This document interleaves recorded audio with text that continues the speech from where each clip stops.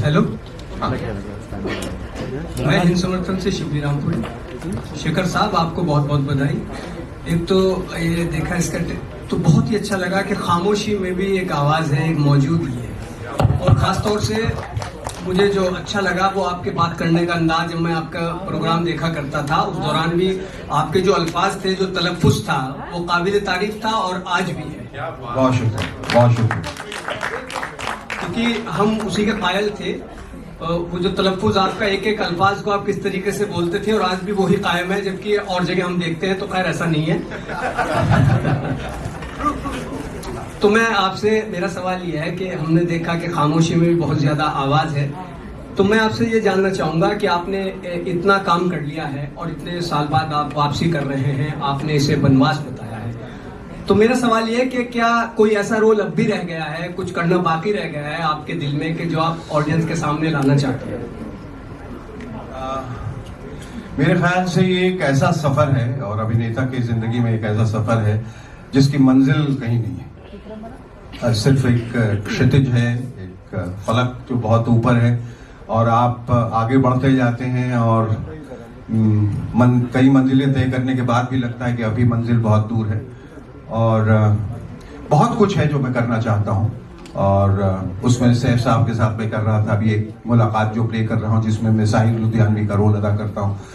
और वो साहिर और अमृता की एक प्रेम कहानी जिसको दर्शकों ने बहुत सराहा है। हमने 125 शो किए हैं, अभी पूरे विश्व भ्रमण के लिए निकलने वाले हैं। और इन्होंने मुझे अगला रोल जो मुझे दिया है, जो मेरी ज़िंदगी का शायद सबसे चुनौतीपूर्ण रोल होगा, वो है गालिब का। तो the last day of Ghalib जो मैं अदा करने वाला हूँ स्टेज पे, उनके लिए आपका बहुत बहुत शुक्रिया वो है। और फिल्म में अभी काम करना बहुत बाकी है। मुझे लगता है कि अभी हमेशा न जाने ऐसा क्यों लगता है कि अभी शुरुआत हुई है। तो ये सफ़र बहुत लंबा है और मैं चाहूँगा कि जितने किरदारों का मैंने तसव्वुर किया था उसमें से कुछ मेरे हिस्से में मरने से पहले आ जाए। Hello sir, Yash Iyer from DJ dreams. मेरा सवाल आपसे ये रहने वाला है कि सबसे पहले तो आपसे को कॉन्ग्रेचुलेशंस नया शो के लिए। बहुत शुक्रिया। आपसे जानना चाहूँगा सर कि हमने बहुत सारे शोज देखे हैं जिसके अंदर जब भी कोई भी शो होता है तो उसके अंदर बड़े बड़े सेलिब्रिटीज आते हैं या नामचीन फेस आते हैं। आपसे जानना चाहेंगे सर कि आपके शो के अंदर जो गेस्ट होंगे वो कौन होंगे, मतलब कॉमनर्स होंगे या बड़े फेस होंगे? अब सबसे पहला जो हमारा गेस्ट रहा है, हालांकि उस क्रम से नहीं आएगा, वो एक ऑटो रिक्शा वाला है और एक आम आदमी जिसको मैंने बुलाया और उसको मैंने कहा कि मेरे लिए तुम और एक बड़ा सेलिब्रिटी दोनों बराबर है। तो ये आम जनता को भी मैंने वही जगह दी है, वही इज्जत, वही आदर दिया है जो मैं किसी बड़े सेलिब्रिटी को देता हूँ।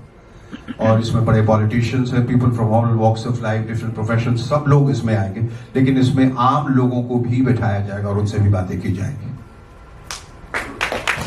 एक और चीज मैं आपसे जानना चाहूंगा, ऐसा कहा जाता है कि जब चीता 2 कदम पीछे लेता है तो 10 कदम लंबी छलांग लगाता है, और बिल्कुल भी आपके साथ भी वही हुआ है। आप इतने टाइम से दूर थे शो से, इंडस्ट्री से, लेकिन आप अभी 14 साल के बाद कमबैक कर रहे हो। तो इस शो के अंदर यूएसपी क्या होगी, खाली बातें होगी या गेम्स वगैरह भी होगी? नहीं, ये उस तरह का शो नहीं है जहाँ गेम्स होते हैं। वो उसके लिए एक अलग अखाड़ा है। यहाँ बड़ी अच्छी खूबसूरत बातें होने वाली हैं और बेबाकी से और दिल की बातें होने वाली हैं। और एक मैंने कहा एक साहस कि जहां आप वो हिम्मत जुटाएं कि एक सिस्टम पे जहां कुरीतियां हैं, जहां बुराइयां हैं, मैंने कहा ये हंसने हंसाने का शो नहीं है, ये जगने जगाने का शो।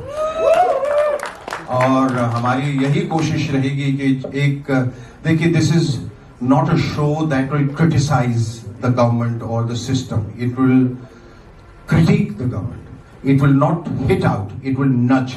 आपको बताएगा कि आप कहाँ गलत हैं और किस तरह से सुधार लाया जा सकता है।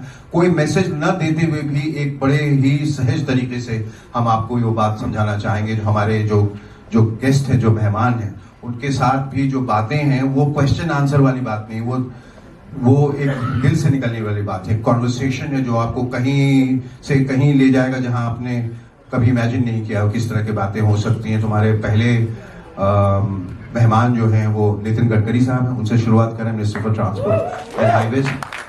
और अच्छे लोग हैं। I am hand picking my guest. मुझे ऐसा लग रहा है कि मैं उन्हीं लोगों को बुलाऊं जिन्होंने जिंदगी में कुछ हासिल किया है अपने बलबूते पे।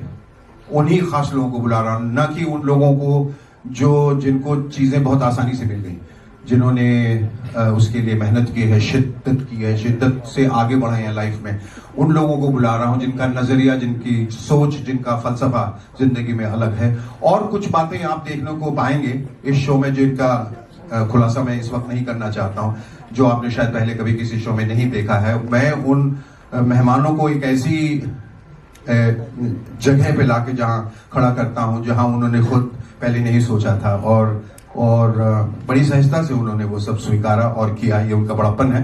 तो आप देखेंगे और उसे बहुत सराहेंगे कि ये भी हो सकता है, ये भी किया जा सकता है। शेखर जी, मेरा सवाल है। जी शेखर जी, एक तो मुझे याद है मैंने आपके साथ काम किया है जी।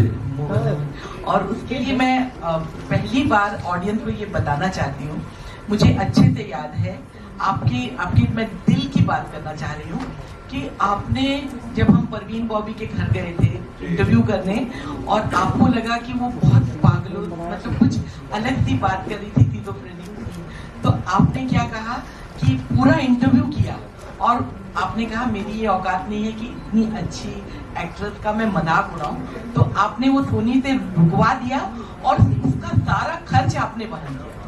ये बहुत सारी ऐसी बातें थी जो मुझे ऐसा लगा कि सनसनीखेज भी थी और उनको लोगों तक मुझे नहीं लाना चाहिए था, क्योंकि उसके पीछे हकीकत क्या है, सच्चाई क्या है, किसी को नहीं मालूम। बगैर उसे जाने हुए मेरा हक नहीं है कि मैं उस इंटरव्यू को आगे जाने दूं, तो इस वजह से वो मुझे करना पड़ा। और ऐसा कभी अभी मेरी कोशिश नहीं रही किसी को बुला के कोई ऐसी बात बोलूं या कुछ ऐसा कहूं। देखिए, ये शो में ये जानना बहुत जरूरी होता है कि how far can you push the envelope, कहां तक आपको जाना है। एक लक्ष्मण रेखा आपको खुद खींचनी पड़ती है कि इससे आगे मैं नहीं जाऊंगा, इससे आगे मैं कुछ नहीं पूछूंगा। और वो एक विधा है जो माँ सरस्वती ने मुझे दी है और मैं कोशिश करता हूं कि मैं उसको पार न करूं। जाने अनजाने कर गया हूं तो क्षमा प्रार्थी हूं। और मेरी आगे भी कोशिश है कि मैं बहुत तहजीब, तमद्दुन और तमीज के दायरे में रह के ये सारे सवाल उन लोगों से करूं जो जिंदगी में सारी बड़ी शख्सियतें हैं और जिन्होंने एक मकाम हासिल किया है, तो उनको वो एहतराम देना बहुत बहुत जरूरी है। अब मेरा सवाल है छोटा, ये सवाल ये है कि मैंने सिर्फ ये नहीं है कि आप बहुत अच्छे होस्ट हैं, आपकी भाषा पे कमांड है, प्रेजेंस ऑफ माइंड आपका अच्छा है, आप एक इकलौते ऐसे होस्ट हैं जो कॉमेडी शो करते हुए भी लोगों को थर्रा देते थे। नितिन गडकरी, क्या मुझे अच्छे से याद है कि बहुत बड़े बड़े जो पॉलिटिशियंस आए हैं हमारे शो में, उस समय वो सब डरते थे कि पता नहीं आप क्या करेंगे, और आपको स्क्रिप्ट की और राइटर्स की इतनी जरूरत है ही नहीं, क्योंकि वहां जाके आप अनप्रेडिक्टेबल थे। समझ बोलिए, भाग सारे घोड़े बोल देता हूँ मैं। लेकिन मैं ये पूछना चाहती हूँ कि ऐसी कौन सी आपको खास बात लगती है जो दूसरे होस्ट हैं उनसे आपको अलग करती है? ये तो मेरे ख्याल से इसका जवाब तो जनता ही देगी, तो बेहतर है मैं अपने बारे में क्या कहूँ, वो गुस्ताखी होगी। तो let the people decide how, if I am different at all, then how different I am from the rest of the people. Shekhar ji, सबसे पहले आपको बधाई, बहुत शुक्रिया। इतना अच्छा शो लेकर आ रहे हो, काफी सालों के बाद हमें जी। आपको सुनने को मिलेगा। जी। मैं वर्षा अपडेट नाउ से हूँ। आपको 14 साल के बाद कमबैक कर रहे हो ये समय में, ऐसे कठिन समय में, तो आपको ये कमबैक करना कैसा फील कर रहा है और नेक्स्ट बिग प्लान क्या है आपका? नहीं, बहुत अच्छा। देखिए, ये परिस्थितियां जो हैं ये सब हमारे इख्तियार में नहीं होती हैं, ये हो जाती हैं। आप सोचते कुछ हैं, होता कुछ है। आपके बहुत लोग ख्वाब देखते हैं, वो ख्वाब कुछ पूरे होते हैं, कुछ अधूरे रह जाते हैं।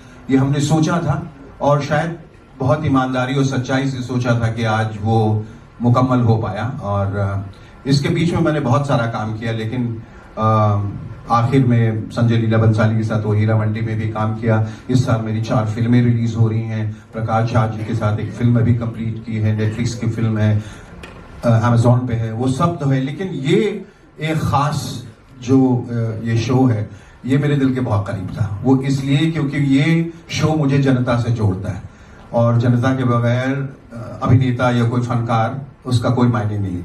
तो ये हम जो स्टूडियो में करते हैं या स्क्रिप्ट के दायरे में रहते हैं उससे बाहर निकल के जो आपकी अपनी सच्चाई है, जो आपका अपना वजूद है, शख्सियत है, जो आपको जनता से जोड़ता है, ये इस प्रोग्राम को बहुत खास बनाता है मेरे लिए। तो ये मैं फिर से सब लोगों का, तमाम लोगों का शुक्रिया अदा करना चाहता हूँ कि इनकी मेहनत और इनकी सोच के बगैर ये शायद पूरा नहीं हो पाता। सर आपने यूट्यूब को चूज किया और प्लेटफॉर्म? जी, बहुत अच्छा सवाल है। वो इसलिए चूज किया क्योंकि मैं किसी का अधीन काम नहीं कर सकता। मुझे नहीं अच्छा लगता कि कुछ लोग आके मुझे ये बताएं कि आपको ये कहना है, ये नहीं कहना है, इसका नाम बोलें, इसका नाम नहीं बोलें, ये आप नहीं कह सकते हैं, वो नहीं कह सकते हैं। मैंने इसीलिए मैं कहा कि आवाज का बोझ जो है वो बहुत ज्यादा होता है, उसको कोई नहीं उठा पाते। वो हिमाकत में कर रहा हूं क्योंकि मैं स्वच्छंदता से और स्वतंत्रता से काम करना चाहता हूँ। जी, एक तो बहुत अच्छा लग रहा है आपको वापस से उसी सब सर्कल में देखते हुए। आपको देखकर मैं भी बहुत कुछ सीखी हूँ। बहुत धन्यवाद।